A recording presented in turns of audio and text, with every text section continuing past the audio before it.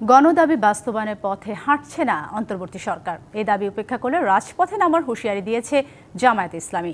দুপুরে মগবাজার কেন্দ্রীয় কার্যালয়ে সংবাদ সম্মেলনে এই হুঁশিয়ারি দেন দলটির সেক্রেটারি জেনারেল অধ্যাপক মিয়া গোলাম পরোয়ার। এ সময় জুলাই সনদের ভিত্তিতে আগামী ফেব্রুয়ারিতে নির্বাচনে আহ্বান জানান তিনি।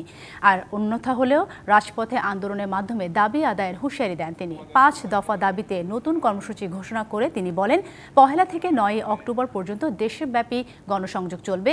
10 অক্টোবর সারা দেশে গণমিছিল ও 12 অক্টোবর জেলা প্রশাসক বরাবর স্মারকলিপি দেবে জামায়াতে ইসলামী।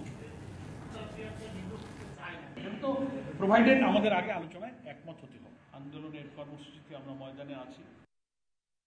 ন্যাশনাল কনসেনসাস কমিশন দুইটা দায়িত্বই তার উপরে যায়, আমরা তার দৃষ্টি আকর্ষণ করছি।